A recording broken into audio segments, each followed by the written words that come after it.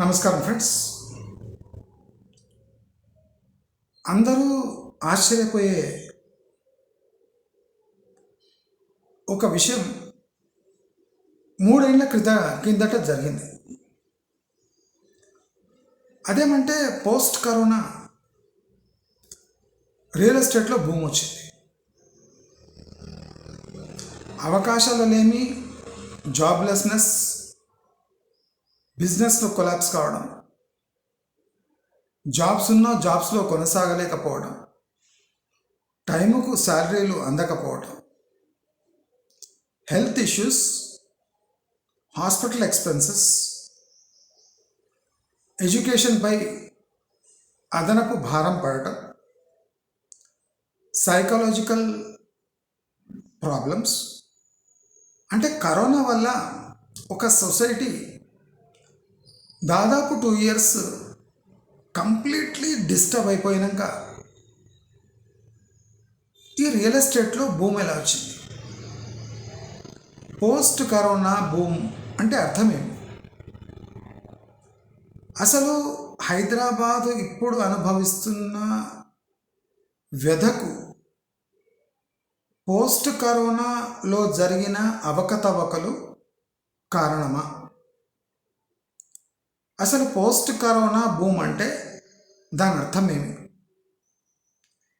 Post కరోనాలో ఎటువంటి money flow అయింది? ఈ 500 నోట్ల బ్యాన్ టైంలో బ్లాక్ మనీ తన రూపం మార్చుకుందా? సూన్ ఆఫ్టర్ ద నోట్ బందీ కరోనా తర్వాత ఈ బ్లాక్ మనీ కన్సాలిడేట్ అయి కన్స్ట్రక్షన్ సెక్టర్లో విజృంభించిందా? ఇప్పుడు ఆ బ్లాక్ మనీ ఎక్కడుంది? ఇవన్నీ క్లియర్ కట్గా సామాన్యులకు అర్థమయ్యేటట్టు నేను ఇవాళ చెప్తా. దీన్ని బట్టి మీరు పోస్ట్ కరోనా బూమ్ నిజమా అబద్ధమా అనేది మీరే తెలుసుకోవాలి.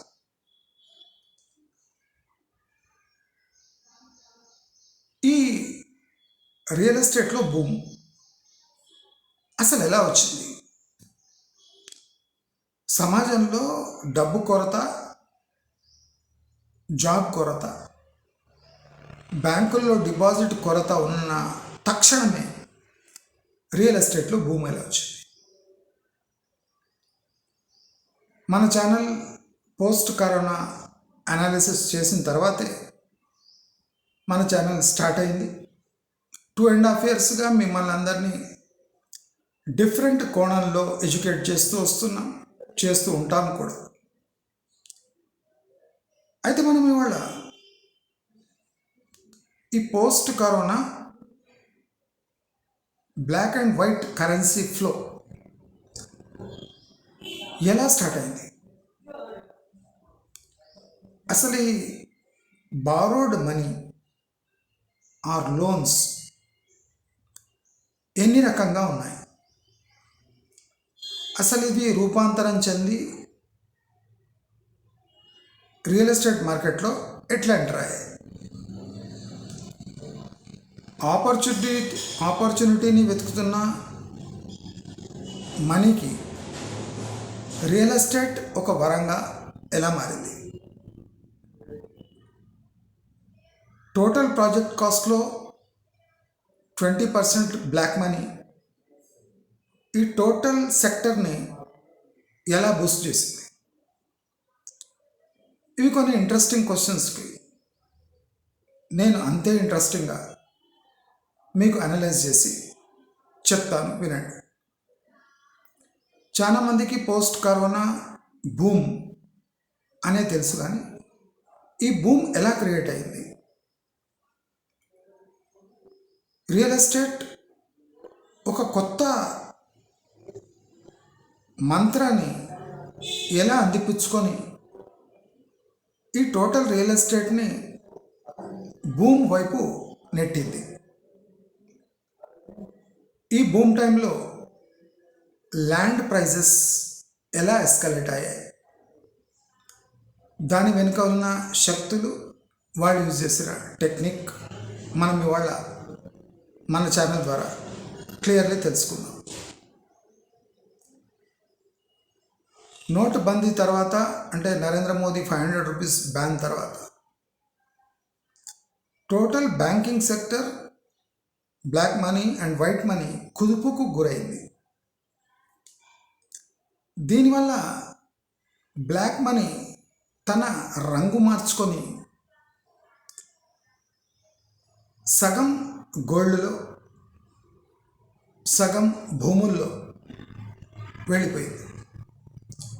అంటే బ్లాక్ మనీని దాచిపెట్టడానికి పెద్ద ఎత్తున gold and land investments post note బందీ జరిగిపోయాయి, అంటే ప్రీ కరోనా. మరి కరోనా వచ్చి ఏం చేసింది? కరోనా ఈ బ్లాక్ మనీ అండ్ గోల్డ్ని, అంటే అప్పుడు గవర్నమెంట్ చాలా రిలాక్స్డ్గా ఉండేది 2 years డ్యూరింగ్ కరోనా పీరియడ్. అప్పుడే బ్లాక్ మనీ తన రూపాన్ని మార్చుకొని వేరియస్ ఇండస్ట్రీస్లో, వేరియస్ కంపెనీస్గా మారింది, వేరియస్ ల్యాండ్స్లో ఎంటర్ అయింది, వేరియస్ అసెట్స్ క్లాసెస్లో ఎంటర్ అయింది. Even mutual funds, stock market, దాంట్లో కూడా బ్లాక్ మనీ తన రూపం మార్చుకొని ఎంటర్ అయిపోయింది during the 2 years of corona. ఎప్పుడు గవర్నమెంట్ చాలా రిలాక్స్డ్గా ఉంది. ఈవెన్ బ్లాక్ మనీ హాస్పిటల్స్లో కూడా వెళ్ళిపోయింది, అంటే పార్కింగ్ హాస్పిటల్స్లో కూడా జరిగిపోయింది. లక్షల రూపాయల బ్లాక్ మనీ పేషెంట్స్ రూపంలో హాస్పిటల్ అకౌంట్స్లో కాకుండా, అంటే కొత్త హాస్పిటల్ నిర్మాణానికి కూడా బ్లాక్ మనీ దోహదపడింది. అంటే బ్లాక్ మనీ ఈ కన్సాలిడేటెడ్ టైం, అంటే ఈ కరోనా టైంలో ఎలా కన్సాలిడేట్ అయింది మీరు అండర్స్టాండ్ చేసుకోవచ్చు. అంటే హాస్పిటల్ నిర్మాణాలకు, కొత్త హాస్పిటళ్లకు, హాస్పిటల్ యొక్క అభివృద్ధికి కూడా బ్లాక్ మనీ తోడ్పడ్డది. డిసీజ్ రూపంలో కరెన్సీ రంగులు మార్చుకుంది. ఈ రంగులు మార్చిన కరెన్సీ, ఈ రంగులు మార్చుకున్న కరెన్సీ అది సేఫ్ హెవెన్ అయిన గోల్డ్ అండ్ ల్యాండ్స్లో చేరిపోయింది. అంటే అప్పటి వరకు అంతంత మాత్రంగా ఉన్న ల్యాండ్ రేట్స్ కాస్త post corona 6 months to 1 yearలో 100% increase అయింది. అప్పుడు ఈ రియల్ ఎస్టేట్కి ఈ బ్లాక్ మనీ యొక్క ప్రాధాన్యము, దాన్ని ఎలా ఉపయోగించాలనో తెలిసిపోయింది. నెక్స్ట్ 2 years ఇదే బ్లాక్ మనీ టోటల్ రియల్ ఎస్టేట్ని ఒక రేంజ్లో తీసుకుపోయి ఆల్మోస్ట్ 300% గ్రోత్ చూపించింది. మరి 300% ఒక ఇండస్ట్రీలో గ్రోత్ వస్తే ఆ సిటీ యొక్క ఇన్కమ్, ఆ సిటీ యొక్క పరిస్థితులు, ఆ సిటీ యొక్క ఇన్ఫ్రాస్ట్రక్చర్, అక్కడ లోకల్ పీపుల్ యొక్క స్టాండర్డ్స్ మారాలి కదా. మరి ఎందుకు మారలేదు? ఒక ఇండస్ట్రీ డెవలప్ అయినప్పుడు ఎంప్లాయ్మెంట్ పెరగాలి కదా, అది ఎందుకు పెరగలేదు? ఇది ఎవరు అడుగుతలేరు, ఈ క్రిటికల్ క్వశ్చన్స్. ఇప్పుడు పరిస్థితి ఎలా ఉందంటే, హైదరాబాద్ రియల్ ఎస్టేట్ పుంజుకోవాలి అంటే పైపూతగా 12,000 కోట్లు బ్లాక్ మనీ అవసరం, అంటే అన్అకౌంటెడ్ మనీ అవసరం. ఇది కన్జర్వేటివ్ 20% లెక్క. ప్రాక్టికలీ దీనికి 5 times బ్లాక్ మనీ హైదరాబాద్ని నార్మల్సీ తేవడానికి అవసరం. అంటే సుమారు 70,000 కోట్లు బ్లాక్ మనీ ఈ రియల్ ఎస్టేట్ ఇండస్ట్రీని స్టేబుల్ చేయడానికి అవసరం. అని 70,000 కోట్లు ఓన్లీ బ్లాక్ మనీ. ఇది 20% లెక్క. ఈ 70,000 కూడా 20% లెక్క. అంటే మన టోటల్ అసెట్ వాల్యూ దీనికి 80% ఎక్కువ ఉంటుంది. నేను చెప్తున్నాను కదా, 5 లక్షల ఫ్లాట్లు మీరు లెక్కేసుకోండి, 75 లక్షలు ఒక ఫ్లాట్. You cannot calculate. అంత వైట్ మనీకి ఈ 70,000 చిల్లర కోట్ల బ్లాక్ మనీ యాడ్ అయితే కానీ రియల్ ఎస్టేట్ భూమి అందుకోదు. అసలు ఈ black money post corona real ఎస్టేట్ని బూస్ట్ చేసే దాంట్లో రియల్ ఎస్టేట్ అసెట్స్లో భారీ స్థాయిలో ఇరుక్కుపోయింది.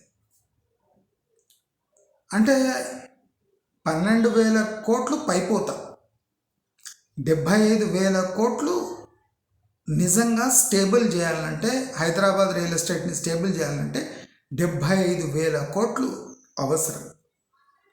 అదే కాకుండా దానికి దీటుగా హోమ్ లోన్స్ అంటే వైట్ మనీ, బ్యాంకు ద్వారా ఫ్లో అయ్యే మనీ సుమారు 70-75% అవసరం.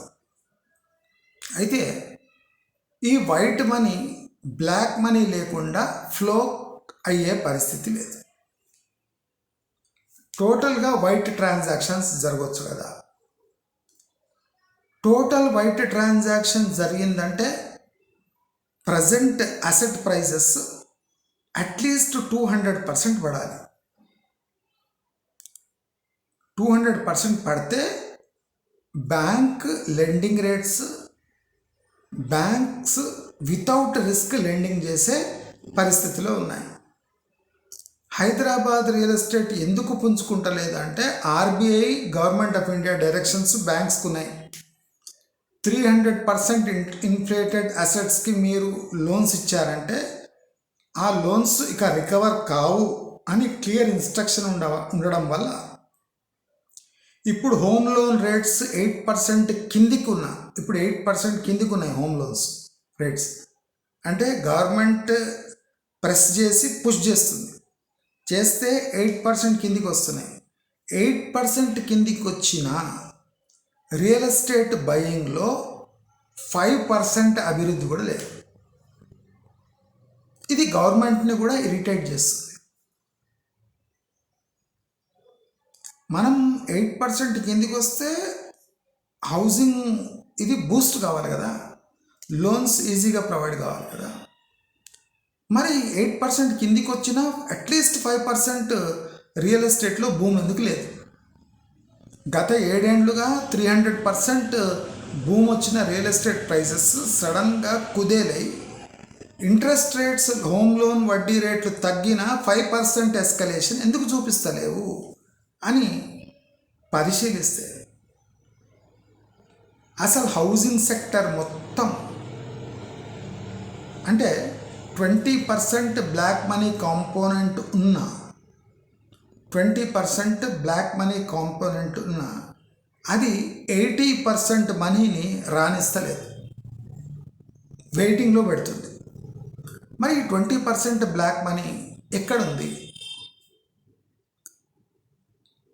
ఈ 20% బ్లాక్ మనీ ఈ రియల్ ఎస్టేట్ ప్రైజెస్ని 300% పెరిగేలా కీలక పాత్ర పోషించింది.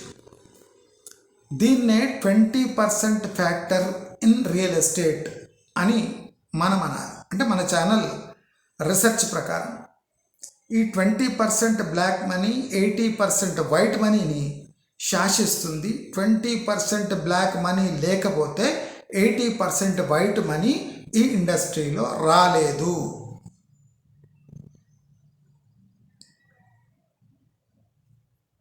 హౌసింగ్ సెక్టర్లో initial land acquisition, basic project approvals only through black money జరిగినాయి. ఇప్పుడు ల్యాండ్ 100 crores ఉంటాయి, దాంట్లో 20 crores is white 80 crores is black through different modes: land to land transactions, land to cash, gold to land. అంటే ఇలా different mode, హవాలా mode. అంటే 80% payments black payments, plus approval payments అంతా black payments. అంటే లంచాలు కూడా బ్లాక్లో ఇవ్వడం జరుగుతుంది. అంటే ప్రాజెక్టు శాంక్షన్ అయి ప్రాజెక్ట్ బునియాదు పడగానే వైట్ మనీ ఎంటర్ అవుతుంది. 20% బిల్డర్ది బ్లాక్ మనీ, 80% బ్యాంక్ లోన్ అంటే white money. 20% black money move అయ్యి కన్సాలిడేట్ అయితే 80% వైట్ మనీ రాగానే బిల్డర్ తన 20% బ్లాక్ మనీని ఫస్ట్ స్టేజ్లోనే ఈ హోమ్ బయర్స్ దగ్గర, ఈ బ్యాంక్స్ దగ్గర వచ్చిన డబ్బులతో తన 20% బ్లాక్ మనీని రికవర్ చేసేసుకుంటాడు. Through advances, through project cost escalation, through buying, through books రాయటంలో. అంటే ఐటీ డిపార్ట్మెంట్కి ఊహకు అందని బుక్స్ తయారు చేసి ఆ 20% బ్లాక్ మనీ ఇమ్మీడియట్గా ఫస్ట్ ట్రాంచ్లో గుంజేసుకుంటాడు. గుంజేసుకొని 80% project cost bank white money risk పై ప్రాజెక్ట్ అంతా నడిపిస్తుంటాడు. అంటే తాను పెట్టిన డబ్బు బయట పడకుండా మళ్ళీ తన పాకెట్లో వచ్చేసింది. ఇప్పుడు ఆ 20% వచ్చిన పాకెట్లో డబ్బు మళ్ళీ సేమ్ ప్రొసీజర్లో పక్కకు ఒక ల్యాండ్ కొని ఆ 20% బ్లాక్ మనీ యూజ్ చేసి దానిపై జనరేట్ అయిన కొద్ది ఇన్కమ్ని యూజ్ చేసి కొత్త ప్రోడక్ట్ స్టార్ట్ చేస్తాం. అంటే ఈ 80% to 100% బ్యాంక్ లోన్డ్ ప్రాజెక్ట్ అది టోటలీ బ్యాంక్ రిస్క్. ఇన్కమ్ వస్తే బిల్డర్స్కి ప్రాఫిట్, లాస్ వస్తే బ్యాంక్స్కి రిస్క్. అంటే జీరో రిస్క్తోని ఒక ప్రాజెక్ట్ తాను తన ఆధీనంలోకి తెచ్చుకుంటుంది. Next project 20% black money, same procedure, same bank loan.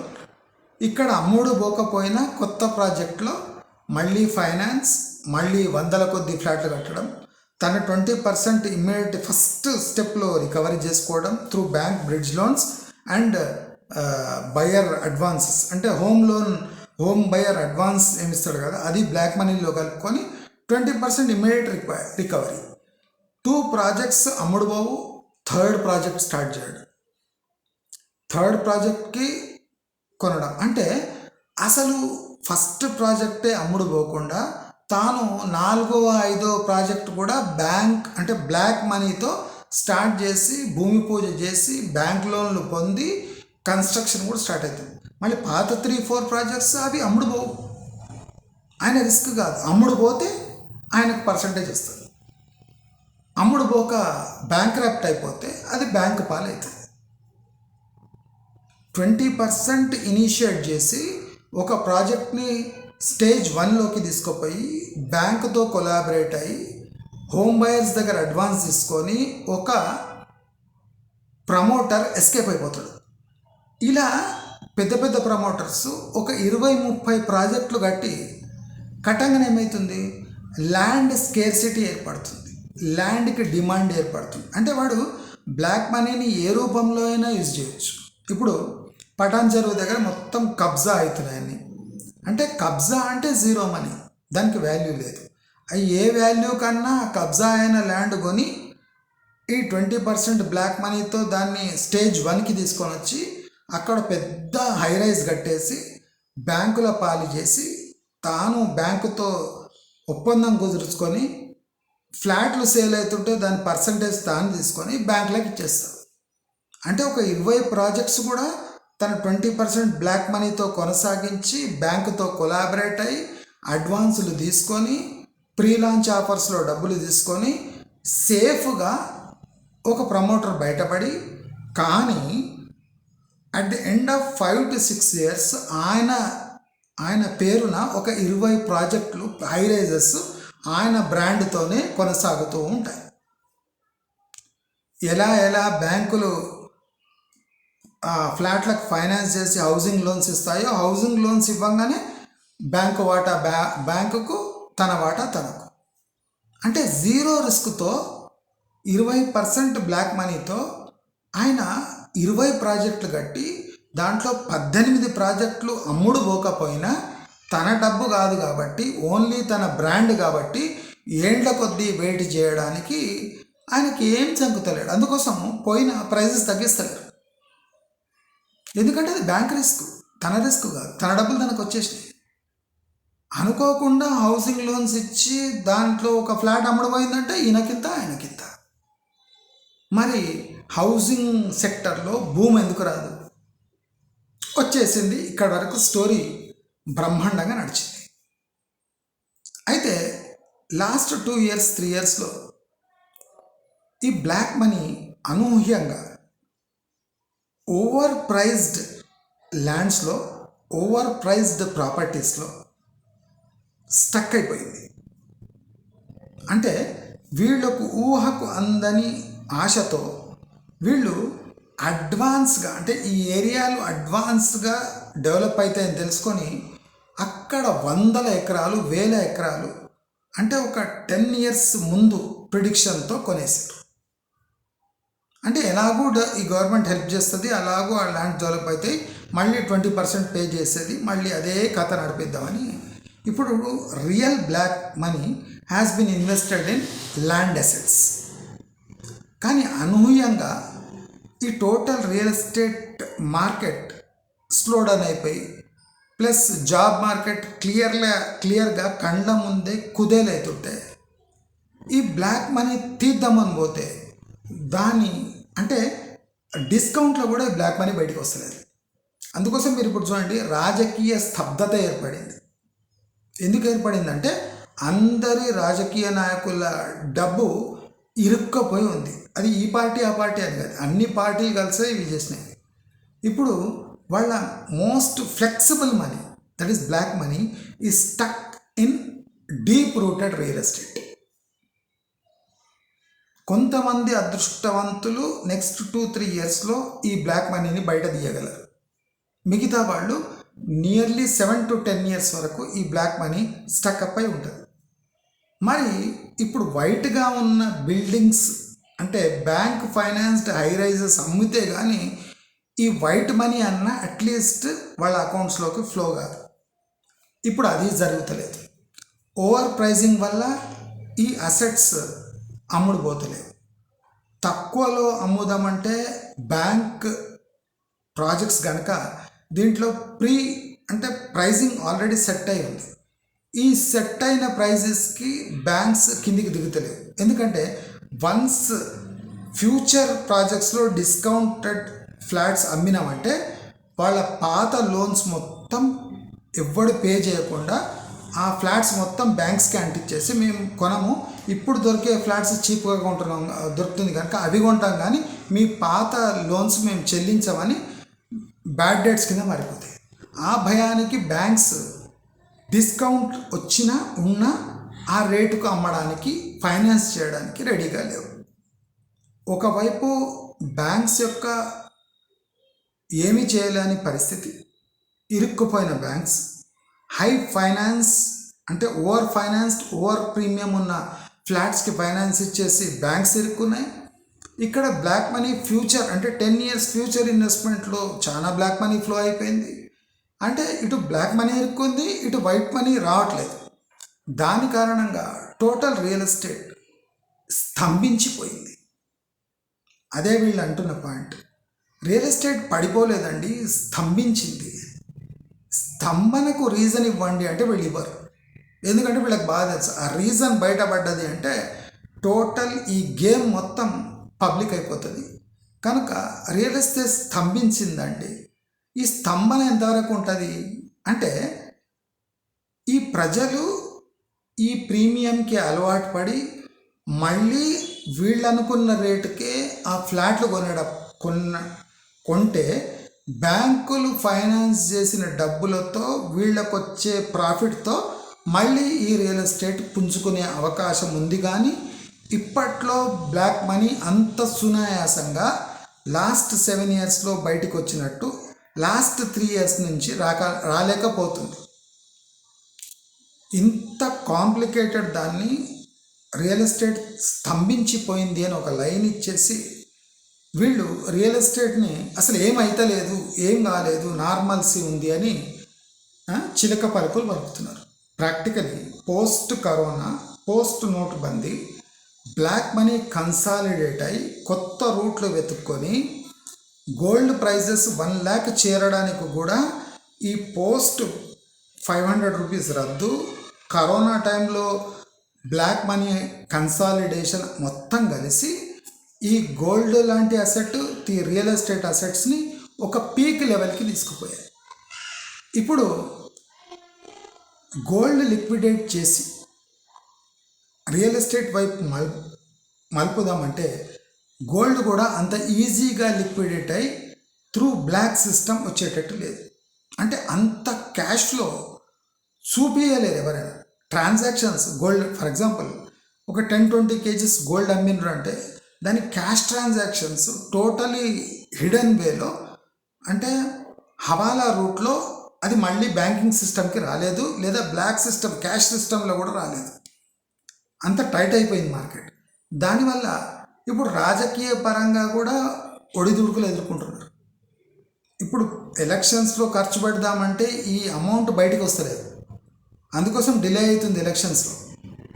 రాజకీయ పార్టీలు కూడా పడలేని యాతనలు పడుతున్నాయి. రాజకీయంగా రియల్ ఎస్టేట్ని పుష్ చేద్దామంటే అది అయితలేదు, అందుకోసం భూ కబ్జాలు ఎక్కువవుతున్నాయి. అంటే రాజకీయ పరంగా తన పరపతి ఉపయోగించి 0 వాల్యూకి ల్యాండ్స్ కబ్జా చేసుకొని దాన్ని అమ్మైనా మళ్ళీ కొంత డబ్బు జనరేట్ చేసి మళ్ళీ రియల్ ఎస్టేట్లో పెట్టుబడి పెడదాము అంటే అది కూడా చాలా కాంప్లికేటెడ్ అయిపోయింది. అంటే హైదరాబాద్ రియల్ ఎస్టేట్ పడిపోవడానికి ముఖ్యమైన కారణము నేను చెప్పిన పాయింట్స్. ఇది డౌన్ ట్రెండ్ కాదు, జాబ్ మార్కెట్లో ఉన్న డౌన్ ట్రెండ్ కాదు, సాఫ్ట్వేర్ పడిపోవడం, అంటే ఇవన్నీ వీళ్ళు ఈ బ్లాక్ మనీని హైడ్ చేయడానికి, అంటే రియల్ ఎస్టేట్లో ఉన్న బ్లాక్ మనీని హైడ్ చేయాలంటే ఈ ముదనష్టపు రీజన్లు చెప్పాలి. వరల్డ్ ఎకానమీ పడిపోయింది, సాఫ్ట్వేర్ జాబ్స్ పడిపోయినాయి, ఇవన్నీ కరెక్టే.